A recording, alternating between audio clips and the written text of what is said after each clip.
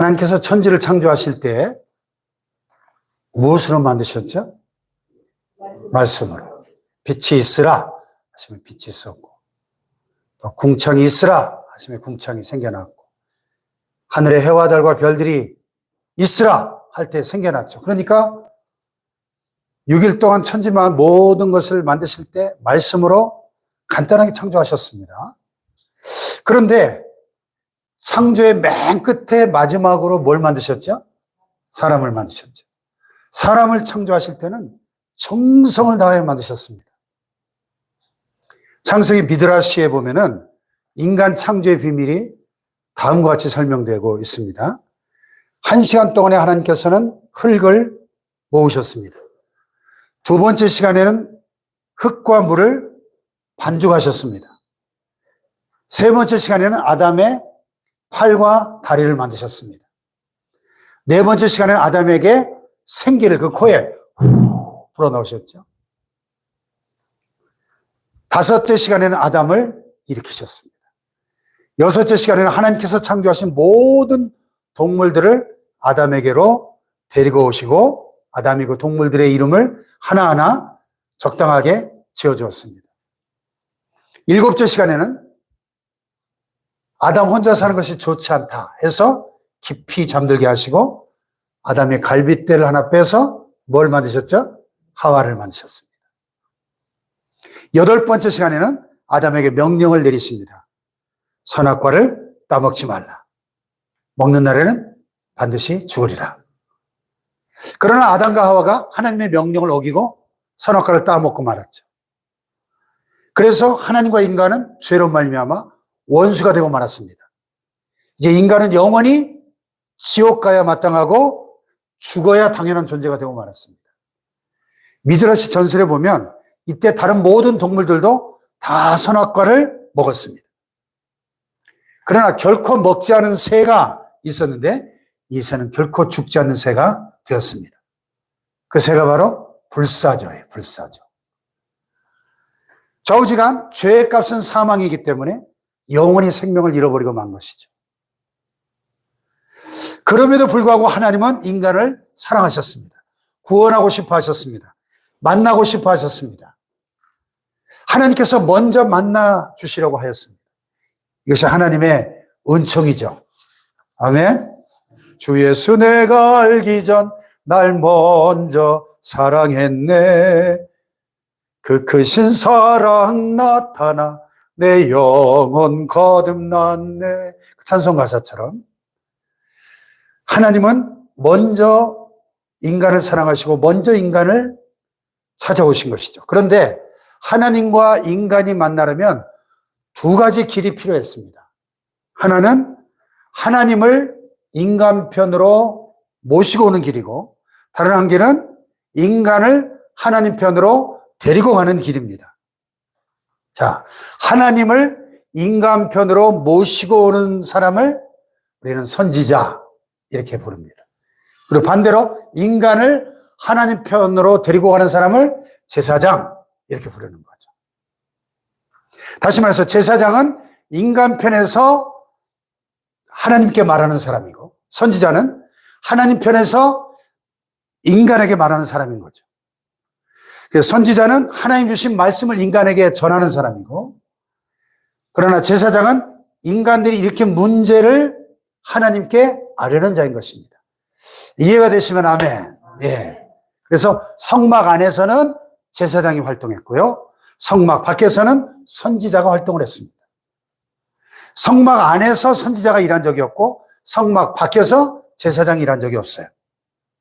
선지자들은 삶의 현장을 돌아다니면서 하나님의 뜻을 어기고 살아가는 죄인들을 향해서 하나님의 뜻이 무엇인지를 분명히 선포하는 일을 했습니다. 그래서 자기들이 죄인임을 깨닫게 해줬습니다. 그러면 그들은 흠없는 짐승을 끌고 어디로 갈까요? 제사장이 성막으로 가서 제사장을 만납니다.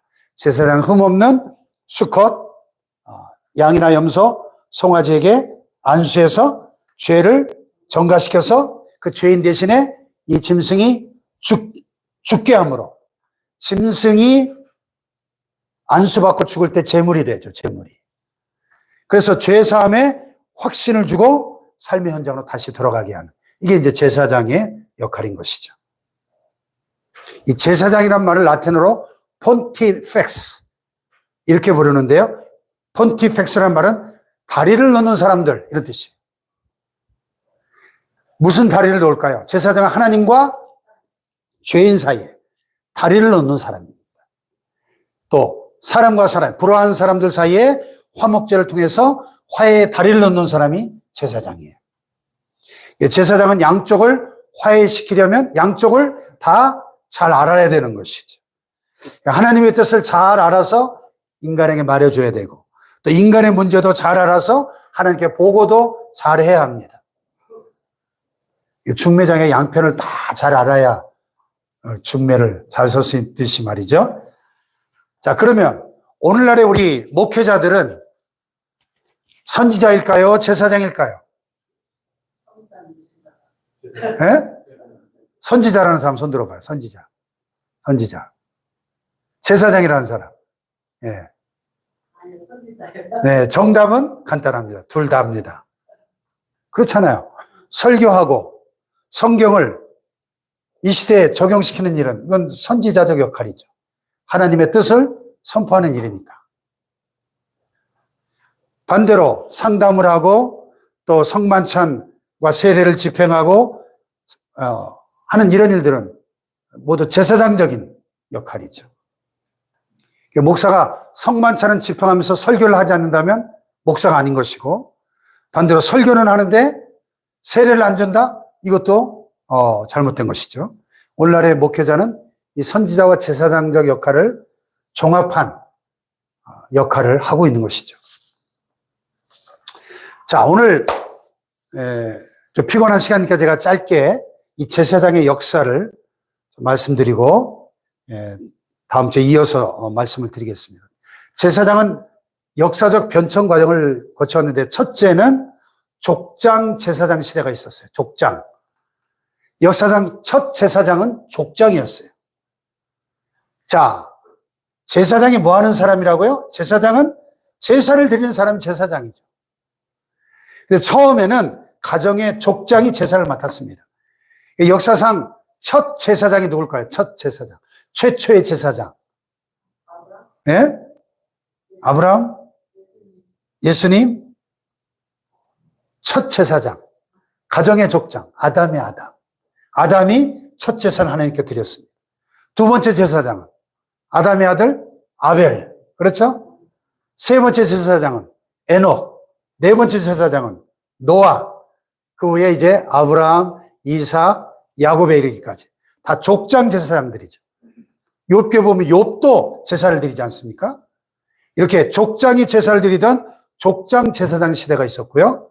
두 번째는 장자 제사장 시대가 있어요. 장자. 아담부터 야곱까지가 족장 제사장 시대는 창세기. 근데 출애굽기에 들어오면 야곱의 식구 70명이 어디로 가죠? 애굽으로, 이집트로 이민 가잖아요. 거기서 400년 넘게 생활하는 동안 뭐가 되죠? 노예가 되잖아요. 종살이 하잖아요. 그 400년 동안 제사를 드릴 수 있었을까요? 없었을까요? 없었죠. 아니, 노예의 주제에 무슨 제사를 드려요? 제사를 드렸다는 기록도 없습니다. 그러다가 출애굽 때 하나님께서 10가지 재앙으로 이집트 전역을 심판하실 때 마지막 10번째 재앙이 뭐죠? 장자를 다 죽이는 재앙이었죠. 그 애굽의 장자는 다 죽었습니다. 그러나 이스라엘 장자들은 6월절 어린 양 때문에 구원을 받죠. 예. 그때 하나님 이렇게 말씀하셨어요. 이스라엘 자손 중에서 사람이나 짐승을 막론하고 태에서 처음 난 모든 것은 다 거룩히 구별하여 내게 돌리라. 이는 내 것이니라. 초태생, 장자는 다 하나님 것이라고 말씀하셔요. 그래서 장자는 하나님께 드려서 제사장이 된 것입니다. 이게 장자 제사장 시대예요. 세 번째는 레위 제사장 시대가 있습니다. 오늘 여기까지만 살펴볼 건데요. 하나님께서는 출애굽 때부터 장자를 제사장으로 사용하셨고, 근데 이제 시내산에서 레위인을 선택하십니다. 왜냐하면 성막을 계시하시고 성막이 완성된 다음에 성막 안에서 제사를 집례할 제사장을 임명해야 되니까 민수기에 보면 장자 제사장이 레위 제사장으로 바뀌는 순간을 오늘 우리가 방금 읽은 이 본문처럼 하나님이 이렇게 말씀하시는 거예요. 자, 40절, 41절 같이 한번 읽어볼까요? 시작.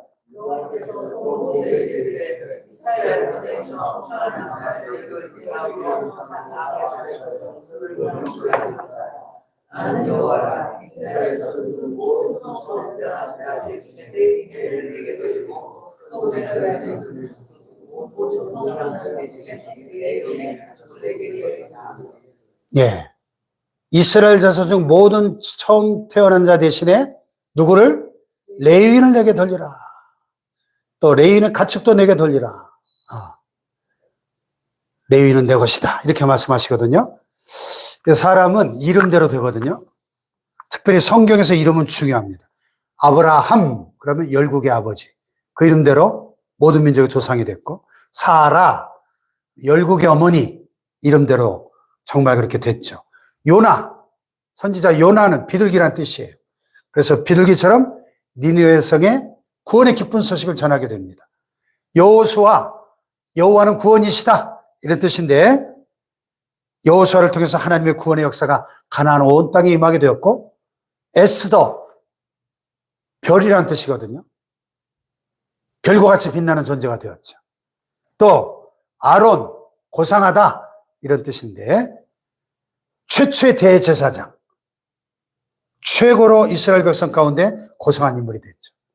아간, 그러면 말썽꾼 이런 뜻이에요. 참 무슨 이름 뜻을 그렇게 짓는지 모르는데, 그 이름대로 이스라엘과 아이성 싸움에서 물건을 몰래 훔쳐 감춰으로써 이스라엘이 전쟁에 패배하게 만드는 원인을 제공했죠. 말썽을 일으켰습니다. 말썽을 일으키고 난 다음에 아간이라고 이름을 지은 게 아니라 본래 이름이 말썽꾼, 아간, 그 이름대로 된 거예요. 그 이름에는 예언적 의미가 있어요. 그 레위라는 이름은 연합이라는 의미를 연합. 그래서 나중에 이 레위 지파는 온 형제들을 연합하게 하는 역할을 담당하게 되는 겁니다. 무엇보다 중요한 것은 하나님과 사람들을 연합하게 하는 역할을 감당한 거예요. 그래서 레위 지파는 다음과 같은 연합의 일을 했는데, 첫째로 가나안 땅에서 12지파가 다 땅을 분배받았는데 레위 지파만 땅이 없었어요. 기업을 분배받지 못했어요. 왜 그랬을까요? 여호와 하나님이 기업이기 때문에. 땅이 기업이 아니라 하나님이 기업이에요. 예. 그래서 12지파에 뿔뿔이 흩어져 살았습니다. 레위인에게는 하나님이 그들의 기업이 되었고, 그 레위인들을 24 반차로 나누어 일하게 했는데, 안식일이 교대하는 날입니다. 안식일마다 교대를 한 거예요. 1년 52주에 24반차니까 1년에 2차례 순서가 오죠. 그러면 24 곱하기 2 하면 48주하고 4주가 남는데, 그 4주 동안은 모두가 같이 일했습니다. 6월절, 77절, 대속죄일, 초막절, 이런 절기 때 모든 제사장과 모든 레위인들이 같이 일하는 주간이었습니다. 이렇게 레위인들은 12지파에 뿔뿔이 흩어져 살았기 때문에 레위인들만 쫙 한 자리에 모이면 전체 이스라엘 백성들의 모든 여론이 수집될 수 있었습니다. 레위는 이렇게 연합하게 하는 일을 한 것이죠. 두 번째로 레위인들은 흩어져서 율법을 가르치는 일을 합니다. 레위기 10장 8절 이하에 보면, 그래서 이스라엘 백성들의 중심은 레위인들이었어요. 레위인들. 그 레위인들은 생업이 없기 때문에 이스라엘 백성들 전체를 연합하게 하고 하나님과 사람들을 연합하게 하는 일만 한 거예요.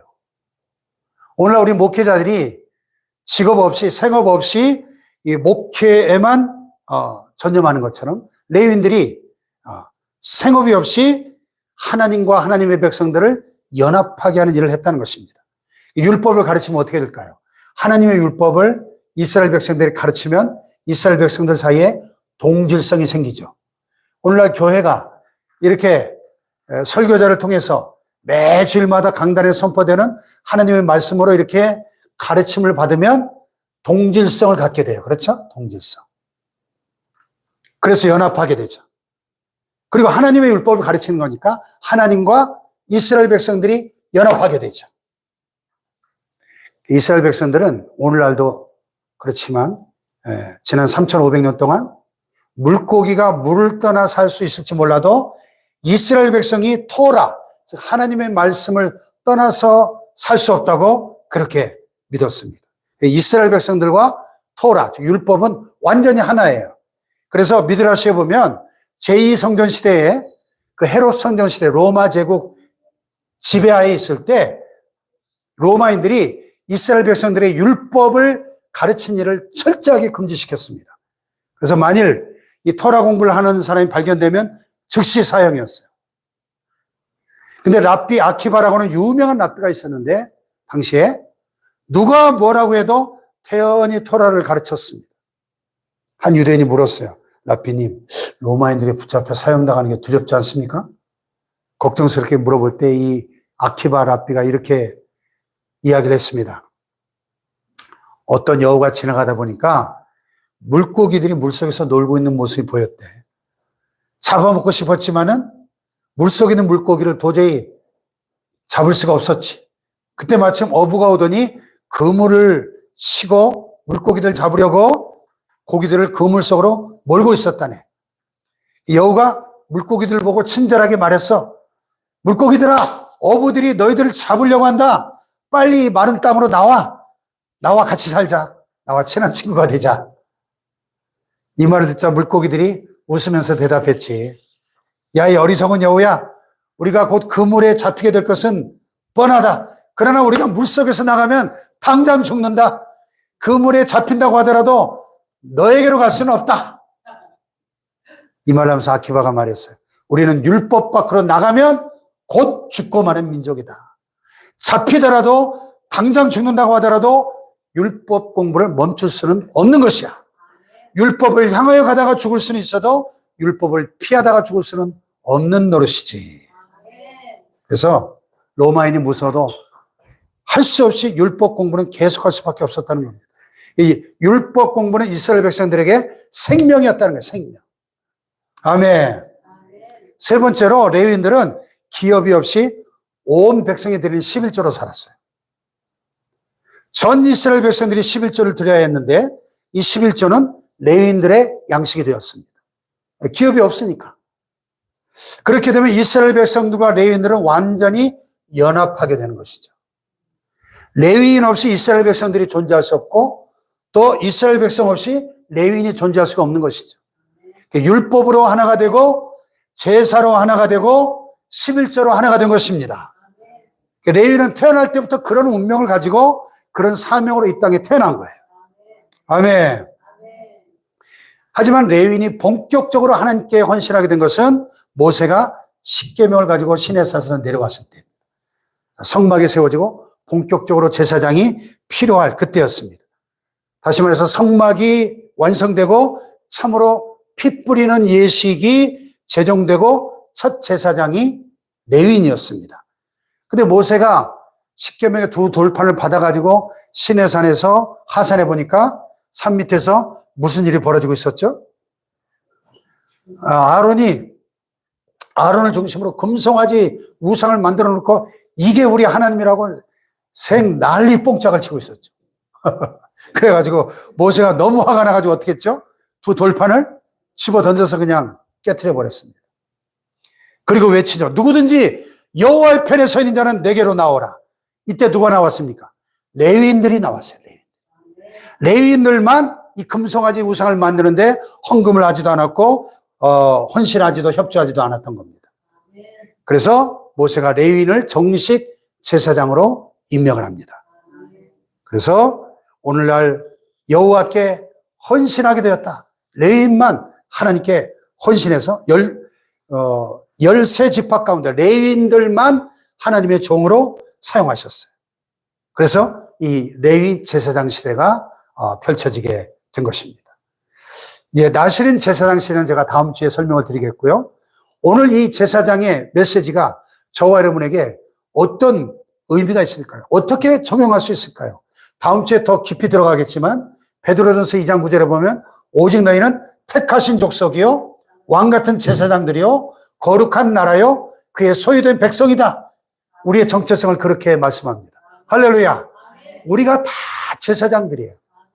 1차적으로는 오늘날의 목회자가 선지자요 제사장적 역할을 하고 있지만 넓은 의미로 볼 때는 모든 그리스도인들은 다 왕 같은 제사장들인 겁니다. 할렐루야. 예수 그리스도의 십자가의 공로를 입어서 누구든지 하나님 앞에 나아가 예배할 수 있는, 제사 드릴 수 있는 많은 제사장사를 루터가 그래서 외친 겁니다. 할렐루야. 이 제사장의 신분이 얼마나 거룩하고 중요한 자리인지 몰라요. 그래서 전에 제가 말씀드렸죠. 세상에서 가장 중요한 사람이 누굽니까? 지나가는 유대인들 붙잡고 물어보면 뭐라고 대답한다고요? 대제사장.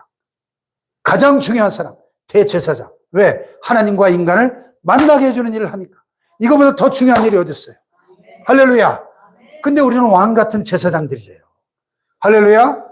그러니까 우리를 통하여 하나님을 알지 못하는 이 땅의 많은 죄인들이 하나님 앞으로 나와 하나님을 만나게 해주는 일을 우리가 해야 될 사명을 받은 레위인들처럼 거룩하게 구별된 이 시대의 제사장들임을 깨달아야 됩니다.